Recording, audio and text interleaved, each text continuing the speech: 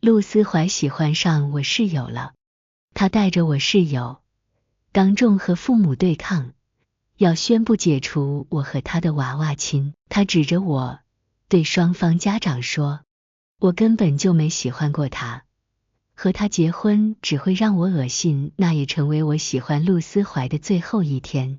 后来，我被其他男生告白，他却拼命阻止我和别人在一起，手里拿着儿时他曾给我写的婚书。你明明说好，长大后只会嫁给我的陆思怀带着我室友和他父母吵起来时，我刚赶到，我跺了跺鞋上的雪，正准备推开门。我都说了，我从来没承认过那荒唐的娃娃亲。男生冷笑的声音让我顿住开门的动作，那是双方家长在你们很小的时候就定下的，你现在带着女孩过来，是让你楚叔叔楚阿姨难堪吗？我透过缝隙看到陆思怀和他父亲争吵，我父母在一旁沉默地坐着，脸色不太好。这时我女朋友陆思怀拉着我室友沈若茶的手，宣示主权。陆爸爸脸气得涨红，你只能和依依结婚，你没得选。我手一颤，意外推开门，众人视线都落在我身上。陆思怀目光冷漠，指着我看向他父母，掷地有声，我根本就没喜欢过他，和他结婚只会让我恶心。说完，他没等回应就牵着沈若茶离开，视线不咸不淡从我身上扫过，身后是陆父母的慌忙道歉声，和我爸爸恨不得追上陆思怀揍一顿的怒气冲冲。我只是盯着离开两人的背影。我和陆思怀从小一起长大，这么多年，他都没有跟任何人否认过这段娃娃亲，甚至有人调侃的时候，他也跟着笑。我以为他是像我喜欢他一样喜欢我的。那天晚上，我在父母轮番2个小时的安慰后，才被放过去睡觉。妈妈给我请了假，我没回寝室。快要睡着时，床头柜的手机亮起，是陆思怀的信息。我在你家楼下，你下来，我们谈谈。我想起今天他的话，我的竹马为了和别的女孩子在一起，恶意重伤我。那晚，我到底没下去，但也睡得不太安稳，做了个断断续续的梦。幼时的陆思怀坐在书桌前，一笔一画认认真真地写着什么。不一会儿，他写完，跳下椅子，跑到幼时的我面前。依依别哭，以后嫁给怀怀哥哥。软嫩的小手把他自创的婚书塞到我手上，目光清亮诚挚。以后怀怀哥哥会保护依依的。月亮拨开最后一丝阴云，透进来的光晃了晃我的眼睛。半梦半醒间，我擦掉了眼角的湿意。第二天一早，上学途中，我还是被陆思怀堵住。这个时间才出门，是不是又没吃早饭？他熟稔的语气让我顿了一下。陆思怀把一袋配好的早餐递到我面前。楚逸，昨天的话不是故意针对你，我只是一时气急了，才说了那些。我后退避开那袋早餐。不用了，吃你的早餐只会让我恶心。陆思怀手收了回去，定定地看着我，声音沉了沉。骂过是不是就消气了？楚逸，我希望你不要找茶茶的麻烦，他什么也没做错，是我先喜欢上他的。不得不说，陆思怀这话很有先见之明，但是沈若茶主动挑衅的。我和陆思怀先后道笑。我刚进班，坐到自己座位上时，沈若茶就捧着一杯牛奶走了过来，声音不大不小，刚好盖过班里稀稀拉拉的读书声。一时间，所有人的目光都投向这边。依依，请你喝牛奶，可以原谅我吗？我垂眼看了眼牛奶，再看向他。你做错了什么？要我原谅。沈若茶把牛奶放在我桌子上，眼眶微红。我不该通过阿怀的微信好友申请的。我那时候不知道他是你的竹马，他的声音微微哽咽，去扯我的袖子。依依，别生我的气好吗？只要你不生我气，我可以把阿怀还给你。我正准备开口的话，被另一道声音截住，那是沈若茶的好朋友。他气笑了，扬声为沈若茶讨公道。茶茶，你犯得着道歉吗？楚逸和陆思怀就是朋友关系吧？你又不是抢了她男朋友，有什么可道歉的？还有，我说楚逸，您能不把您那公主脾气收收，别一副爱答不理的态度，这一唱一和，简直把这场戏推到了顶峰。你们俩，这个叫一个唱红脸，一个唱白脸，是吧？说完，我扯开沈若茶的手，明明没用力，她却伴随着惊呼声往旁边一摔，啊！撞倒了我的桌子，沸热的牛奶洒在她身上。陆思怀就是这个时候进来的。茶茶，有没有受伤？他脱下衣服盖在沈若茶身上，眉眼间满是心疼。没事的。阿怀周围的旁观者投向我的目光都是责备。看我干什么？他自己撞上去的，我觉得有些好笑。陆思怀不是没听到，但他所有的注意力都在沈若茶身上。我先抱你去医务室处理一下。忍忍，他打横抱起沈若茶，目不斜视离开。自始至终，只当我是空气。下午，沈若茶的好朋友气不过，帮沈若茶报复了回来。我打完开水出来，刚好迎面撞上他，他故意撞到我身上，将杯子里的水泼向我，再顺势把我推倒。抱歉啊，我也不是故意的。他耸了耸肩，无所谓的离开。我抬眼，刚好和不远处的陆思怀对上视线，他只是居高临下的看着我，神情冷漠的像是在看一个陌生人。在上课铃声响起的前一秒，我拖着湿漉漉的身体走进教室，手里拿着一个瓶子，里面是温热淡黄色的液体。在众人没反应过来时，我打开盖子，液体兜头而下，女生被浇了个透彻。我是故意的，并且不打算跟你道歉。她惊叫着起身。这是什么？你泼了我什么东西？我扯了扯嘴角，没解释。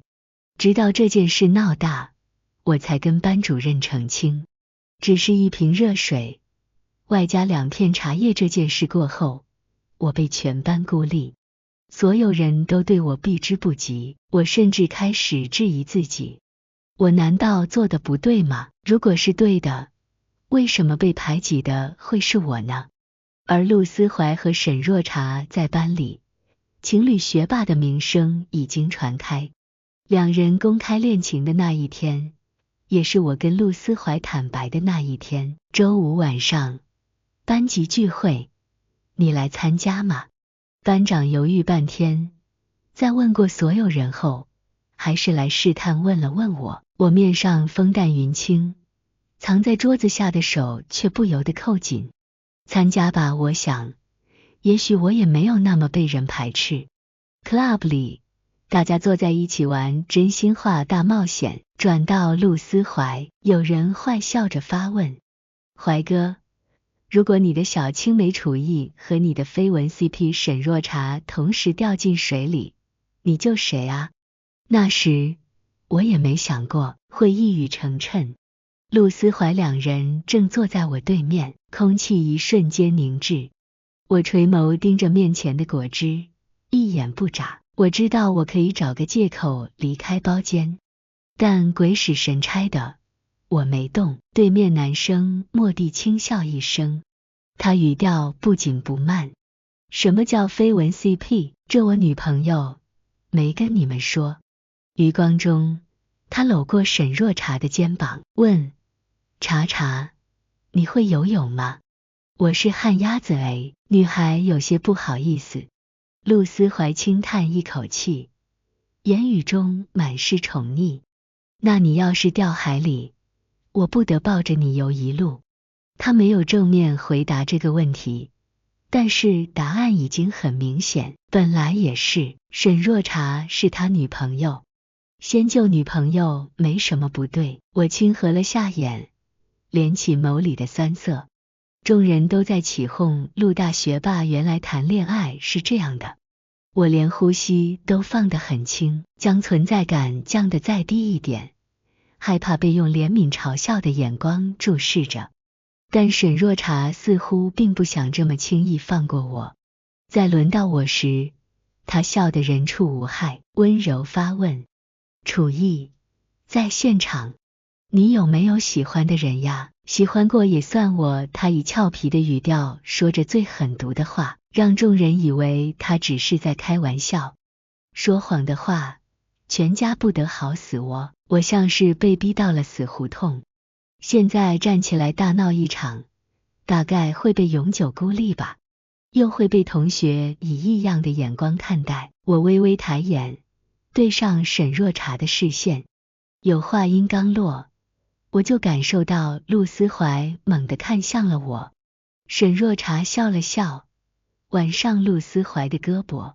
知道了，这种事情放在以前，我只觉得难堪的无处遁形，但好像承认喜欢过陆思怀这件事后，那种情绪就离我很远很远了，就好像一缕最清浅的风，卷起了我对陆思怀最后一丝说不清的感情。风过，水面无痕。在我17岁这年，我放下了3年的暗恋，我终于确信我不喜欢陆思怀了。楚逸聚会散场，我在离开前被陆思怀叫住，他走近，神情复杂。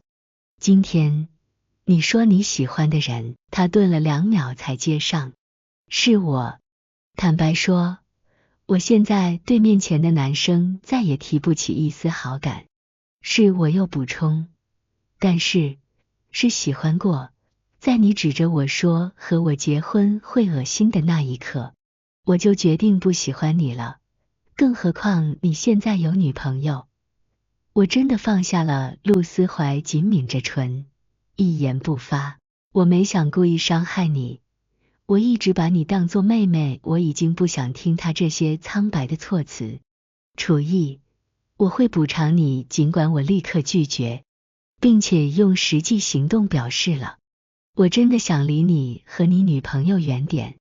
但陆思怀根本听不进去，做了很多没用的事填补他的愧疚。他会坚持给我带早餐，即便我每次都给他扔回去。他偶尔的体贴关照。沈若茶看不到我的避之不及，只以为我要抢走陆思怀。他开始接二连三的作妖。模拟考成绩出来前一天，沈若茶被单独叫去办公室一趟，回来后他就趴在桌子上哭了。班里开始传他在这场考试中作弊了。无论是陆思怀还是他的朋友，绝大多数人都不相信沈若茶作弊，毕竟他是紧跟在陆思怀后的年级第2。沈学霸怎么可能？那张抓到的小抄一定不是他的。就是啊，茶茶根本不是那种人。好吧，我没太多关注，但我记得这次我考得不错，对过答案后发现错的比以前少了很多。成绩出来后，我还没高兴多久，就被陆思怀放学时候堵住了去路。楚逸，是你做的吗？我不明所以。什么？栽赃茶茶作弊，不是你吗？那张小纸条，不是你放的吗？他寒声质问，步步紧逼。我闲的。我嗤笑一声，你真当我把它放在眼里？没事找事。陆思怀却眼注视着我。那为什么？你这次比上次高出27分，我就不能是自己考的吗？我忍无可忍。陆思怀，你别太被害妄想症了。他神色晦暗不明，倏地讥笑一声。楚逸，你现在怎么会变成这副样子？栽赃陷害，不知悔改。陆思怀摇了摇头，满眼失望。你的家教就是这样吗？我气笑了，刚想反驳，陆思怀就摁亮手机，把一段监控录像摆在我面前。在考试收完卷子后，到中午放学前，只有我进过办公室，这就是沈若茶的目的。小抄也是他故意加在卷子里的，他会那些题目，所以才没人相信他是作弊。加上这段录像，我直接被定了罪。陆思怀居高临下地俯视着我，很淡漠地丢下一句话就离开了。楚逸，每个人都要为自己的行为负责，我将最后一丝希望寄托在班主任身上，毕竟这件事讲求不了确凿的证据，在众人的主观判断，但班主任只是责怪地看着我。楚逸，你这么做的目的是什么呢？难道是嫉妒沈若茶比你成绩好吗？喉咙一瞬间干涩，我被抽走了所有力气，说不出一句话。陆思怀陪沈若茶进办公室的时候，他还是泪眼婆娑的。楚逸，我们不是亲密无间的室友吗？我一直把你当好朋友，你就这么对我吗？他抄起办公桌上一本厚重的书，直接砸到我脸上，同时哭喊着，我的人生差点因为你染上污点，你知道吗？陆思怀只是偏头看向别处，一言不发。班主任随意责怪了两句沈若茶不该动手，他在我要还手前，慕寒警告地看向我，转移话题。楚逸同学，道个歉，老师就不取消你成绩，不记过了，如果取消成绩，高三我就会被分出尖子班，但我没做过，怎么承认？我只说一次，我没诬陷沈若茶作弊。话音刚落，我就感到鼻子一凉。沈若茶力气不小，扇出鼻血了。我没再管面色各异的三人，径直离开。站住！陆思怀追出来，挡住我的去路。他看到我的鼻血，皱了皱眉，说出的话却是责备。楚逸，你必须给茶茶道歉，他不该因为你背负这个骂名。我轻抹了下鼻血，摊开手给他看，用很轻很轻的声音说，陆思怀，我可以先去清洗一下吗？我觉得累极了，像是掉在悬崖边上的人，已经没力气再握紧那根救命的树干了，甚至不想再跟他争辩。陆思怀紧蹙起眉，我带你去说着，就要伸手来拉我。我微微后退，垂眼没有任何情绪。陆思怀，求你滚远一点。最终我还是没有跟沈若茶道歉，但似乎所有人都默认了，就是我在陷害沈若茶。以前对我视而不见的同学，都开始对我指桑骂槐。我那张比平时高27分的卷子，也被判定为无效。我看似稳定的情绪，正在摇摇欲坠。那次是学校安排的春游，非必要理由，任何人不允许缺席，所以又成了沈若茶陷害我的又一次机会。沈若茶和楚逸一组，去时树枝在进入密林后，沈若茶本性暴露，我不动声色摁开包里的录音笔。楚逸，抢走你的竹马，是不是很难过？他站在我背后，悠哉悠哉。我引导他的话，所以你故意把那个小抄栽赃给我，就是为了让陆思怀对我彻底厌恶，防止我把他抢回来。他看了周围几眼，才弯唇笑道，是呀，所有人都不相信你是无辜的呢。怎么样，那本书摔在你脸上的时候，很痛吧？我得到了自己想要的信息，没打算过多纠缠。凭着这个录音，他就可以彻底身败名裂，记过转班。但他并不满足，在我转身的一瞬间，猛地推了我一把。啊！我滚下坡时，沈若茶一个得意忘形，也脚崴滚了下来。我们被同时挂在斜坡的树干上，岌岌可危。我尝试自救，但丝毫没有用。陆思怀大概是听到了沈若茶的呼救，第一个赶来。阿怀，我好怕。他楚楚可怜地看向陆思怀，男生投向我的目光满是不忍。抱歉。楚意他朝沈若茶伸出手。茶茶上来后，我立刻拉你上去。沈若茶在听到这话后，神情一顿，他顺着陆思怀的力道向上爬上去。我抿了抿唇，好，谢谢你，我没什么好埋怨的。沈若茶是他女朋友，他先救她无可厚非，甚至愿意救我一把，已经出乎我的意料。我以为他不愿意冒这个险，只会回去帮我找班主任，但沈若茶攀爬途中忽地踩住我的手，来回碾压，另一只脚腾空借力，做出无意踩住我的样子。我吃痛，下意识松手，滚下山坡。楚意，耳边是陆思怀和沈若茶的呼声。他到这个时候还不忘做戏做全套。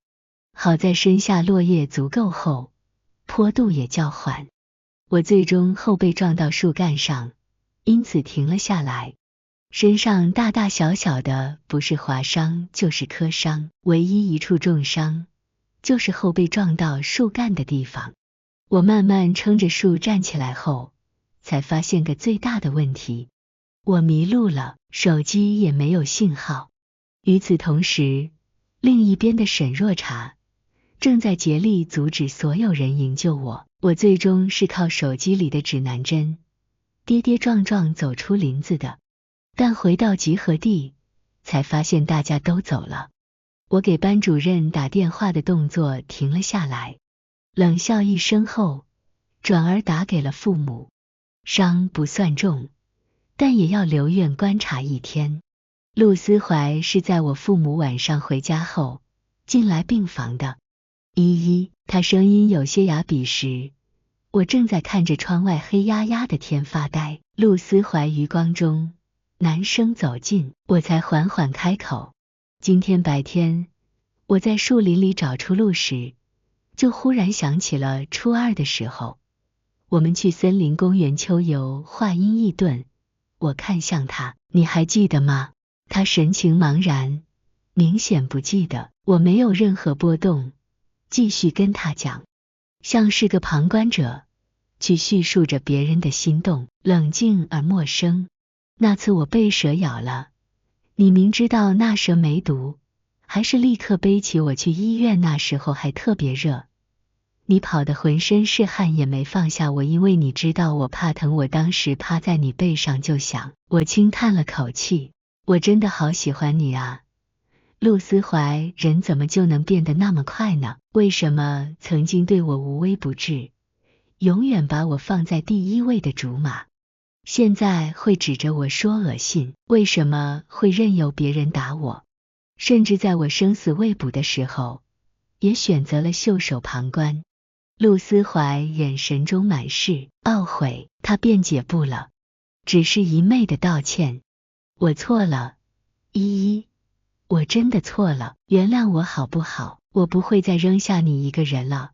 我深呼了一口气，看着面前的男生，抬手就是一巴掌。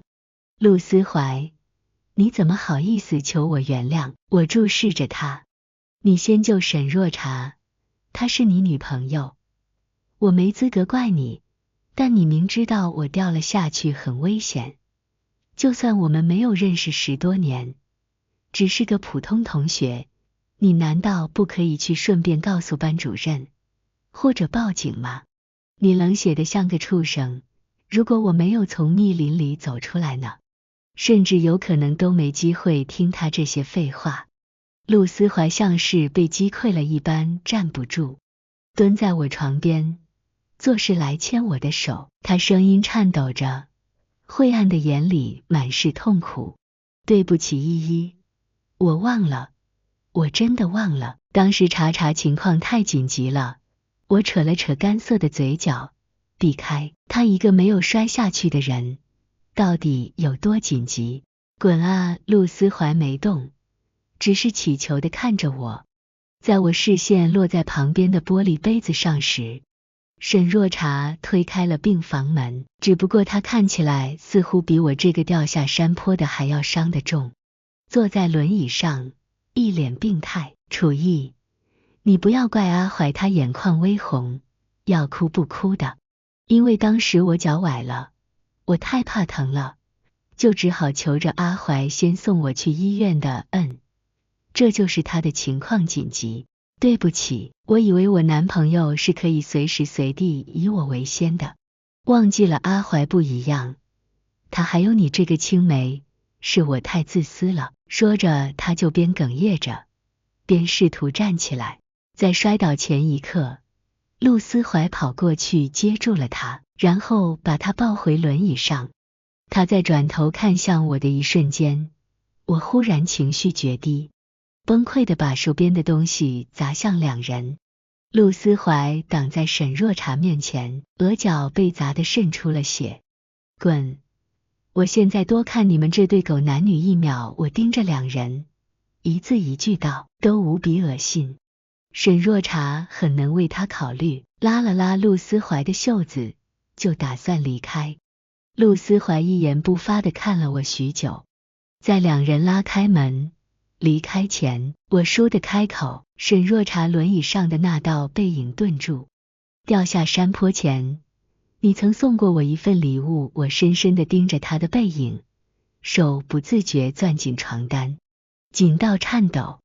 我一定会好好利用起来。他只停顿了一秒，便若无其事地离开。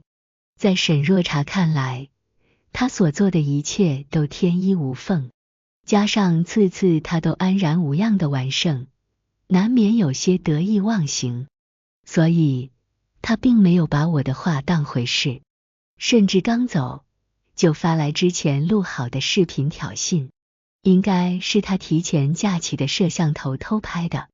沈若茶仅仅是脚崴了，但陆思怀怕他身上还有别的伤，非要求住院观察1天。镜头里，沈若茶抱着陆思怀的腰，软着声音，你会不会怪我没及时让你去救楚逸？陆思怀摸了摸他的头，轻叹了口气，不会。沈若茶抱得又紧了些，因为你是我男朋友啊，我害怕只能找你。我以为我对你来说是最重要的人。模糊不清的视频，陆思怀的声音清晰地在病房里响起，茶茶，你本来就是我最重要的人。话音刚落，他就捏着他的下巴，俯身亲了下去。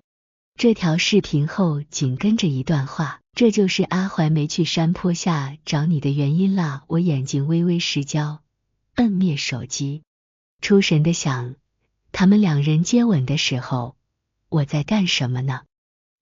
我在提心吊胆，防止被蛇咬到，忍着身上的痛，一点一点的靠着自己走出密林。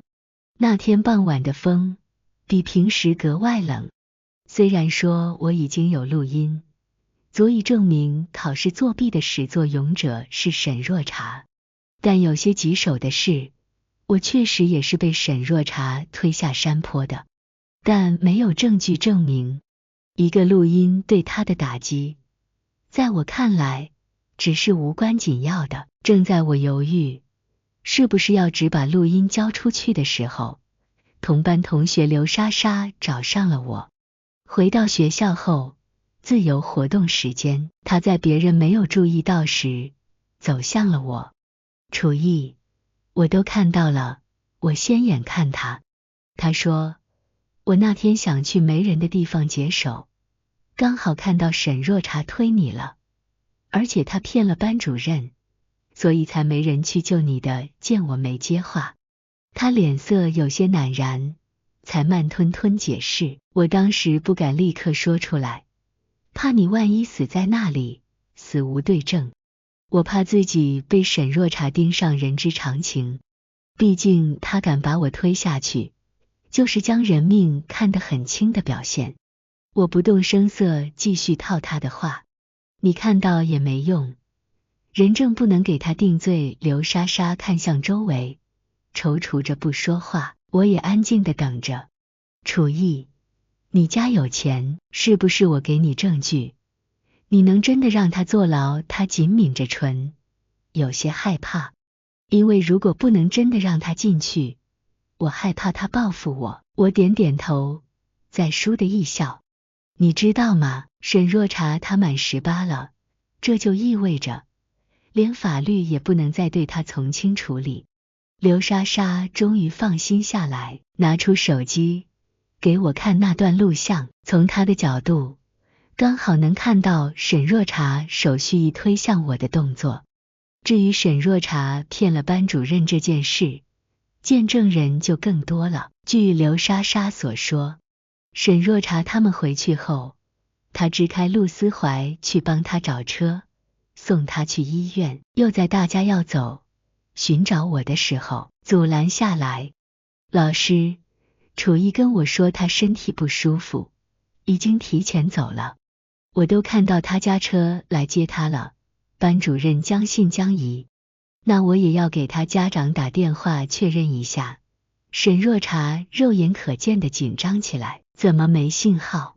班主任皱眉看了眼手机，沈若茶没再给他第2次打电话的机会。老师，你不信我吗？楚逸提前离开不是很正常的事吗？毕竟他家那么有钱，适应不了这种地方秋游很正常吧。我在沈若茶污蔑我那次，就隐隐约约感觉到班主任对我莫名的偏见，以及他对沈若茶的喜爱。起先我还以为他是喜欢沈若茶成绩好，现在看来并不全是，他大概是仇富心理。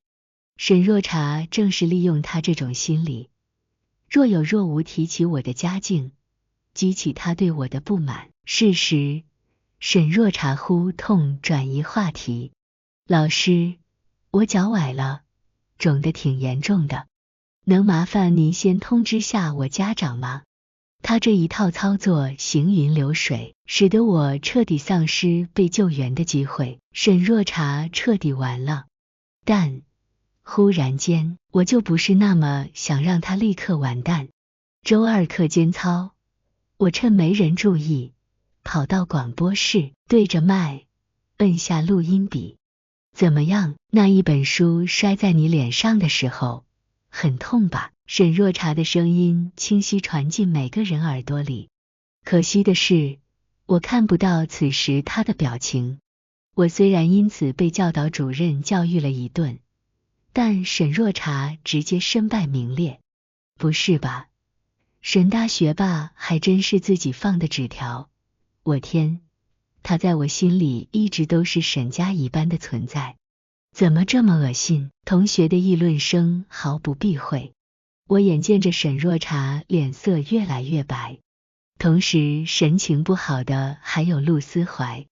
他在我接热水的途中把我拦下，眼里满是仓皇和歉意。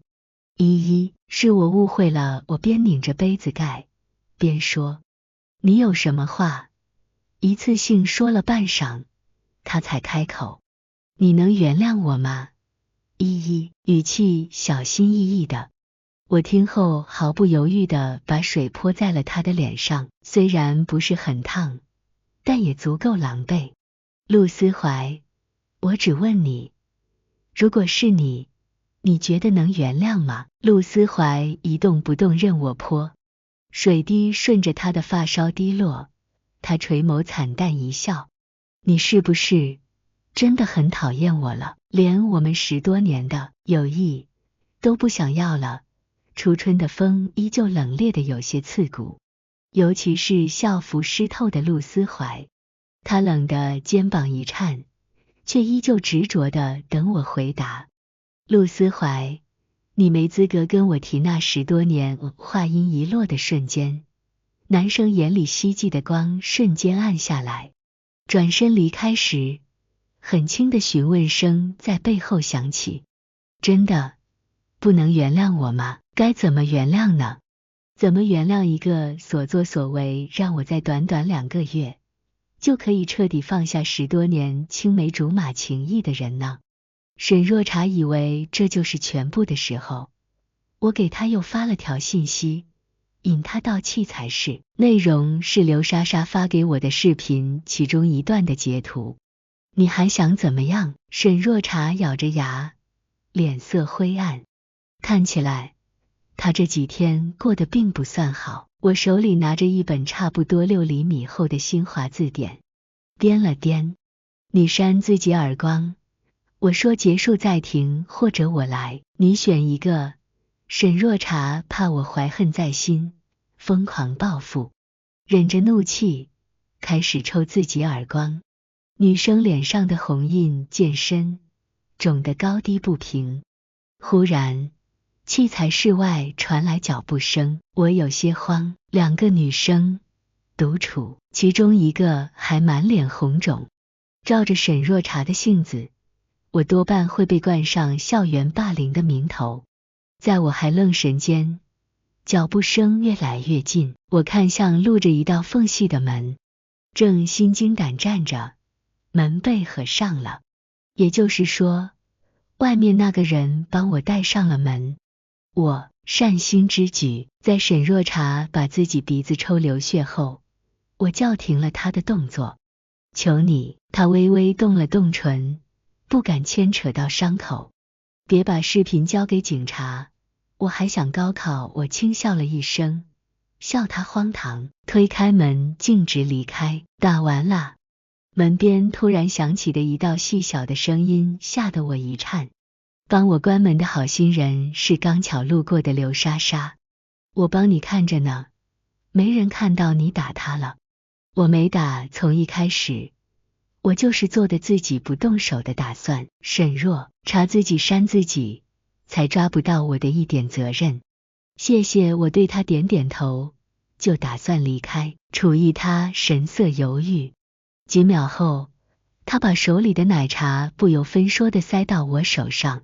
对不起，之前没了解事实真相，就跟着大家一起孤立你。他说得飞快，一口气一大段。如果你学习上有什么问题，可以来找我，别的方面有需要帮助的也可以。再见。说完，他就头也不回的小跑离开。我怔愣地看着手上温热的奶茶，这是自从我被孤立后收到的第一份善意。那天下午放学，我就带着视频去了警察局。我站在校门口，看着沈若茶被警察带走，他边哭喊着，求你了，别带我走，我马上就高考了，求求你们了，起码让我高考完好不好？警车在我视线内缓缓缩小，最后消失不见。我不合时宜地想起沈若茶曾经有一次甚至超过陆思怀，成为年纪第一。我记得那时的他满眼星光的样子，同时不能幸免的还有班主任。他的不负责，对学生持有强烈偏见，他的不分青红皂白，也最终要付出代价。被辞退前，他来找过我，希望我能出具一份谅解书。凭什么？我控制不住的嫌恶，让你这种人再当老师，是任何一所学校对学生的不负责。你这种人啊，就该像蝼蚁一样，永远被自己最讨厌的人踩在脚下，卑躬屈膝，才算罪有应得。班里换了班主任，众人才逐渐反应过来是误会了我，开始找我搭话，问我要不要一起去吃饭。但是我反而开始不适应，也不是矫情，已经习惯了独来独往。我劝说自己，一个人也有很多好处，但当我逐渐接受独来独往时，又开始的适应另一种热闹，难免出现了排他性。所以当班长再次问我要不要参加班级聚餐时，我想了想，还是摇头拒绝了。但并不是所有集体活动都能拒绝。比如文艺委员擅作主张给全班报了合唱，那时我也没想到，曾在2个月前被排挤孤立的我，会在现在一炮而红。艺术节当天，我换好衣服后，犹豫半天才从卫生间出来。服装尺码似乎不对，上衣短的有些过分，微微一抬手，腰就露出来了。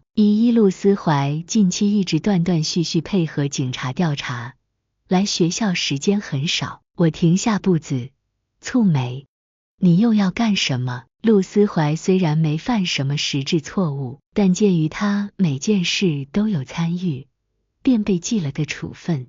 陆思怀没在意我的排斥，只是眸色渐深。我和沈若茶分手了，以前我不知道他做过这么多错事，我刚想开口就被他抢先。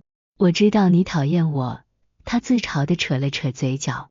我今天来也只是想跟你解释，他以前做过的事，我的确不知道，无论你信不信，一直以来，我都对你没有恶意。如果没有沈若茶的挑拨，他脱力地靠在墙边，苦笑着摇了摇头。我们根本不会这样，陆思怀，你现在真的烂透了。我有些疲惫地揉了揉眉心，推卸所有责任给沈若茶。你真的能安心吗？难道是别人逼你和他在一起的吗？陆思怀抬眼和我四目相对，无助的情绪充斥着他整个人。那我该怎么办啊？我真的不知道该怎么做才能让你不那么排斥我了。他眸色忽的有些晦暗，神色不明。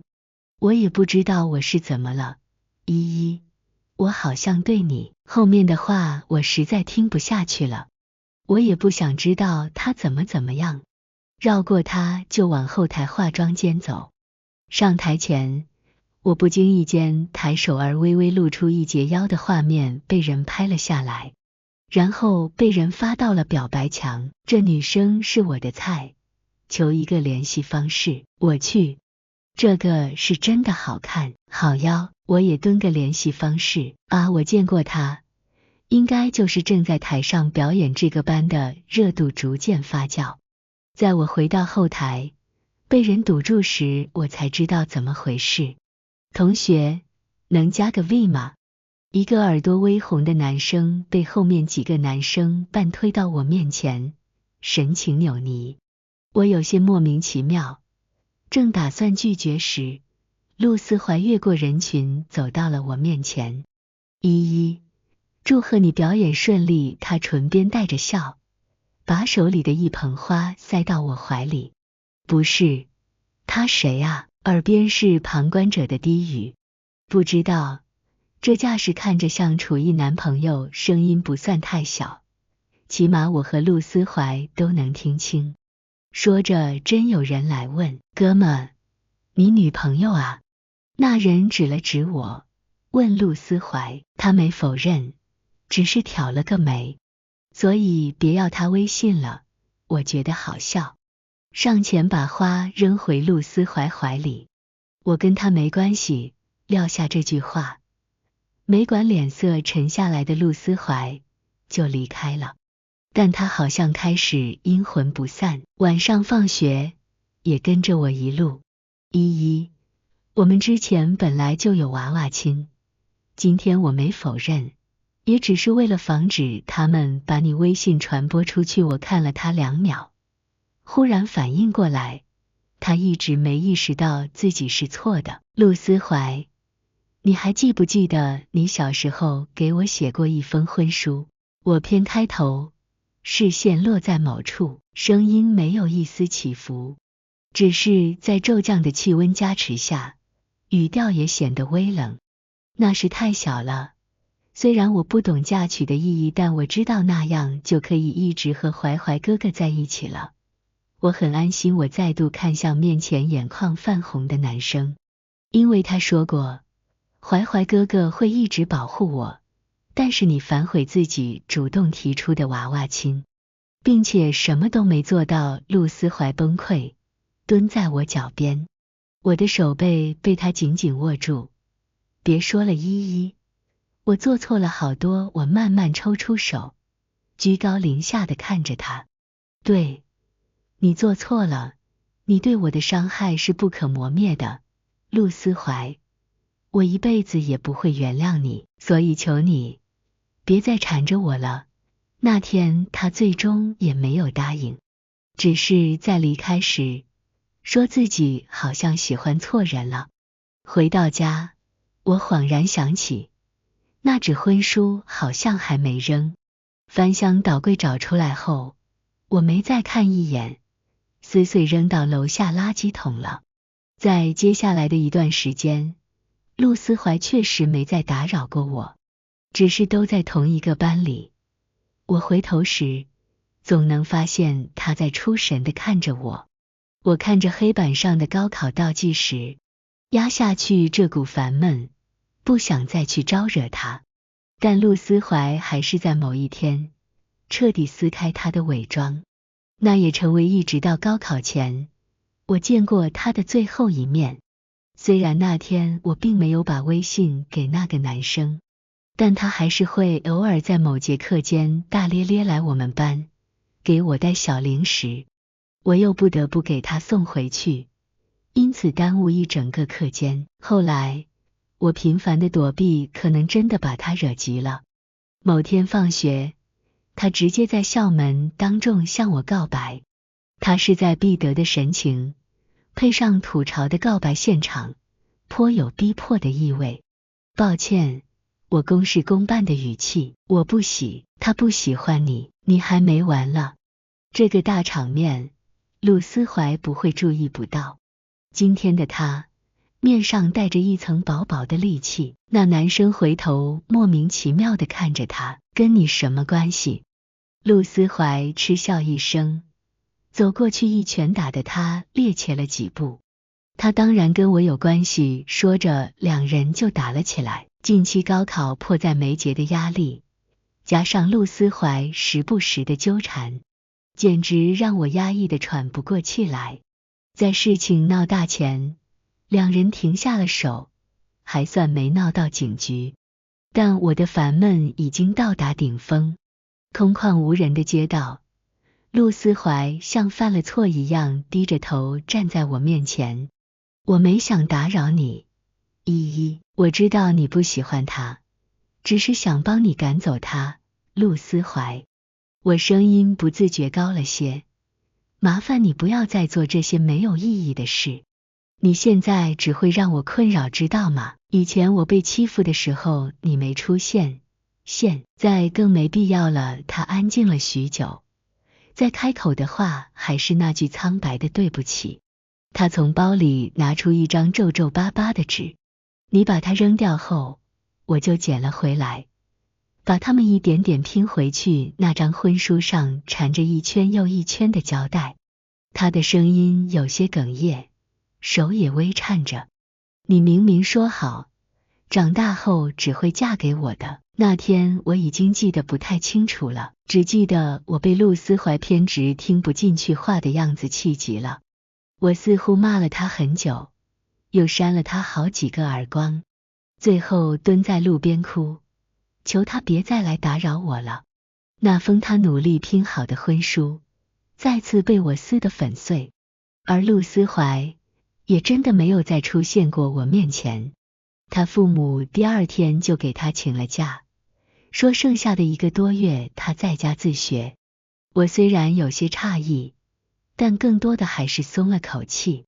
一直到高考后，我才从父母口中听说陆思怀的事。那天晚上他回去的途中，失神导致出了车祸。本来积极配合治疗，他是有可能出院赶上高考的，但他消极的甚至不肯吃药。他妈妈甚至高考前给我妈打过电话，希望我能去劝劝他。我爸听后一把夺过手机，高考是自己的事，他自己要堕落，别扯上我女儿。显然是当众退婚的怒气还没撒完，我因为超常发挥够上了211的线。收到录取通知书的那天，我收到个陌生号码发来的信息，祝贺你金榜题名，一句再官方不过的话，我也立刻猜出是陆思怀。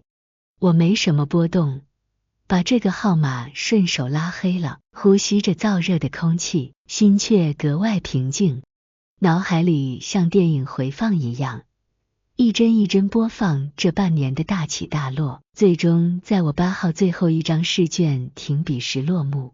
有人罪有应得，有人悔不当初，而我得到应有的回馈。